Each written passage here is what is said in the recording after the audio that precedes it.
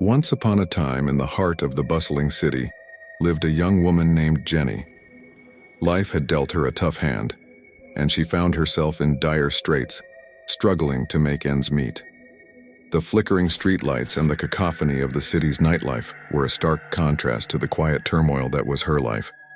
She was jobless, penniless, and desperate for a change in her circumstances, but she was determined to find a job, to lift herself out of the quagmire of despair.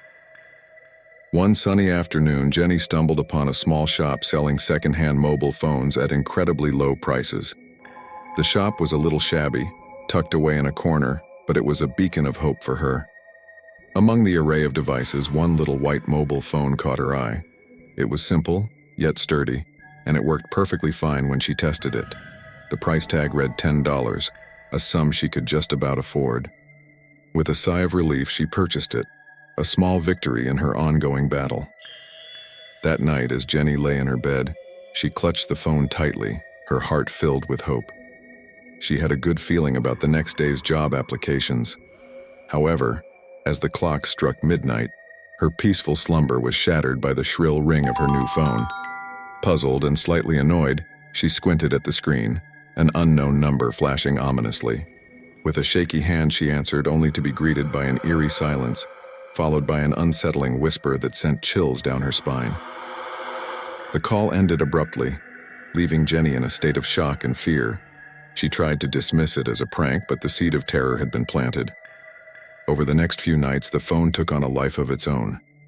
It would ring at the witching hour, each time from a different unknown number. The calls varied from chilling silences and whispers to even screams, each more horrifying than the last. The phone would sometimes light up randomly, displaying garbled messages that made no sense. The terror escalated when the phone began showing pictures of Jenny sleeping. The realization that these were being taken in the dead of night while she was asleep was horrifying. She was living a nightmare, haunted by a device that was supposed to be her savior. The night was still and quiet, the only sound being the occasional hoot of an owl. Jenny was lying in bed, her heart pounding in her chest. The events of the past few days had left her on edge, the terror of the unknown eating away at her sanity. The phone, now a symbol of her fear, lay on the bedside table, its screen dark and silent. Suddenly, the silence was shattered by the shrill ring of the phone. Jenny's heart skipped a beat. A new message. With a trembling hand, she picked it up. The message was a photo of a beautiful girl with captivating eyes. Despite the fear gnawing at her, Jenny couldn't help but admire the girl's beauty. But who was she? And why was her picture being sent to Jenny? The following night, another message came. This time, it was a photo of a library belonging to St. Joseph High School, a school that had been closed for years. The sight of the familiar building sent a chill down Jenny's spine. She had heard stories about the school, about how it was abruptly shut down for reasons nobody knew. The third night brought another photo. This time, it was a man with devilish eyes and a weary look. His gaze was so intense, so menacing, that Jenny could almost feel a cold shiver run down her spine. The man's face was etched with a sinister expression that made him look like a predator. Jenny was at her wit's end. The photos were like pieces of a puzzle she didn't understand. Who was the girl? What did the school have to do with anything? And who was the man? And most importantly, who was sending her these messages? One night, as the clock struck midnight, the phone rang again. Jenny hesitated, her hand hovering over the device. She was scared, but her curiosity got the better of her. She picked up the call, only to be met with a blood-curdling scream. It was a girl's voice filled with terror, as if she was being chased. Jenny dropped the phone in shock, her heart pounding in her chest. The call was still ongoing, the girl's screams echoing in the room. Jenny could hear the fear in her voice, the desperation, the plea for help. It was a sound she would never forget, a sound that would haunt her dreams for a long time. Jenny's heart pounded like a drum as she picked up the phone, her voice trembling as she asked, "Who is this? What is happening? How can I help you?"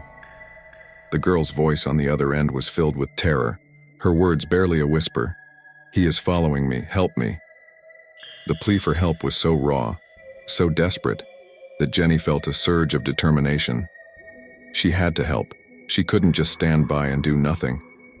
With the image of St. Joseph High School from the mysterious text message in her mind, Jenny grabbed her keys and rushed to her car. When Jenny arrived at the school, the sight that greeted her was eerie. The once vibrant institution was now a shadow of its former self, the building run down, cobwebs hanging from every corner.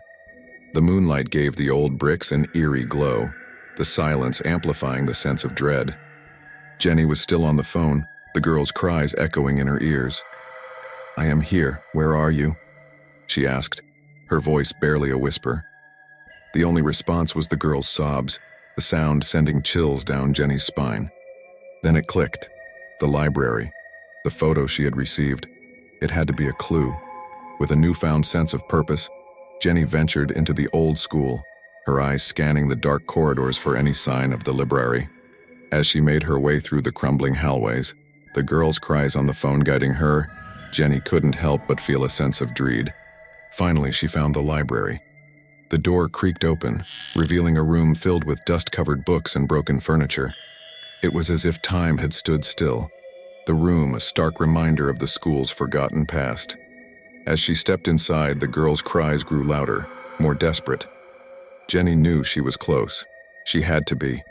She just had to find her, to save her from the horror that was chasing her. The sudden end of the call sent a wave of panic through Jenny. The eerie silence that followed was deafening, leaving her feeling lost and helpless. She quickly put her phone in her pocket, ready to answer the call if the girl called back. But what she heard next was not the ring of her phone, but the creaking sound of a door opening. A man entered the library, his silhouette barely visible in the dim light. He was old but had a strong build, his posture exuding an intimidating aura. Jenny quickly hid behind a bookshelf, her heart pounding in her chest as she watched the man. His face was hidden in the shadows, but the way he moved and the way he scanned the room, it was clear that he was looking for someone. As the man moved closer, the dim light fell on his face, revealing features that Jenny recognized instantly. He was the man from the photo she had received on her phone. Gathering her courage, Jenny stepped out from her hiding place and approached the man. She asked him about the girl, hoping that he could help her find her. The man seemed taken aback by her sudden appearance but quickly regained his composure. "Yes, I saw her," he said, his voice gentle. "Come, let's go find her and help her." His words were reassuring, his demeanor calm. Without a second thought, Jenny followed him, her determination to help the girl overriding her fear. They reached a secluded area at the back of the library, a small space furnished with a desk and a long sofa. Before Jenny could react, the man pushed her onto the sofa and tried to climb on top of her. Jenny screamed, her pleas for help echoing through the empty library. But there was no one to hear her, no one to come to her rescue. It was then that the horrifying truth dawned on her. The man was not there to help her find the girl. He was the one the girl was running from. The realization hit her like a punch to the gut, her blood running cold. She was trapped in the library with the very monster she was trying to save the girl from. But Jenny was not one to give up. As the man advanced towards her, she gathered all her strength, ready to fight back. With a burst of adrenaline, Jenny managed to wriggle free from the man's grip. She confronted him with the photo of the girl, her voice echoing through the silent library. "It was you. Where is she? What did you do to her?" she demanded, her heart pounding in her chest. The man seemed taken aback by her accusations, but then a slow, chilling smile spread across his face. "Too late. She's long dead," he said, his words sending a cold shiver down Jenny's spine. The realization that the girl who had been haunting her calls was a ghost was too much to bear. Jenny felt a wave of despair wash over her knees buckling under the weight of the horrifying truth. But before she could process her emotions, the man lunged at her. "I like her and I like you, brave girls like you," he exclaimed, his voice filled with a disturbing glee. Jenny tried to run, but the door to the library wouldn't budge. She was trapped, the man closing in on her with a predatory grin. Suddenly, out of nowhere, the girl from the photo appeared. She was signaling Jenny to keep quiet and follow her. Despite her confusion, Jenny didn't hesitate. She followed the girl, her heart pounding in her chest as they ran through the dark corridors of the school. The girl led her to a small room where they hid, their breaths ragged and heavy. As she looked at the girl, Jenny could see the fear in her eyes, her face pale and weary. The girl was a ghost, yet here she was trying to save Jenny from the man who had caused her demise. The irony was not lost on Jenny, but there was no time to dwell on it. The man had found them. He lunged at Jenny, his hand closing around her arm. He pushed her to the floor, ready to strike. But before he could, a metallic thud echoed through the room. The man fell to the ground, unconscious. Jenny looked up to see the ghost girl holding a metal baseball bat. She had saved her. The girl gave Jenny a small smile before she faded away, her spirit finally at peace. Just then, the sound of sirens filled the air. Someone had heard Jenny's cries for help and called the police. The arrival of the police brought a sense of relief to Jenny. The man, now unconscious and bleeding heavily from his head, was taken into custody. Justice would finally be served for the atrocities he had committed. In the days that followed, Jenny learned more about the girl who had saved her. Her name was Sarah, a high school student from St. Joseph, who had met a tragic end in the very library where Jenny had found herself. The news reports detailed the horrifying events of Sarah's death. Her body was found in the same room where Jenny had sought refuge. News of Jenny's ordeal and her role in solving the unsolved crime spread, and soon job offers started pouring in. Companies were impressed by her bravery and her quick thinking. Her story resonated with many. It seemed that her life was finally taking a turn for the better. Jenny accepted one of the offers, grateful for the opportunity. She was determined to make the most of it, to build a better life for herself.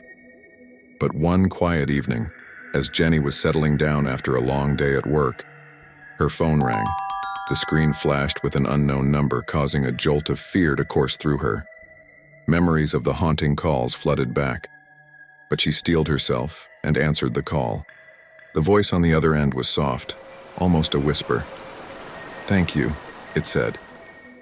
Jenny's heart skipped a beat. It was a voice she recognized, a voice she would never forget. It was Sarah. The call ended, leaving Jenny in a state of quiet reflection. From then on, she never received another call from Sarah. The haunting calls, the eerie messages, they were all in the past now. Jenny would always remember Sarah, the girl who had saved her, the girl who had taught her the true meaning of bravery. And every time her phone rang, she would think of Sarah, of her soft voice saying, "Thank you," a simple phrase that held so much meaning.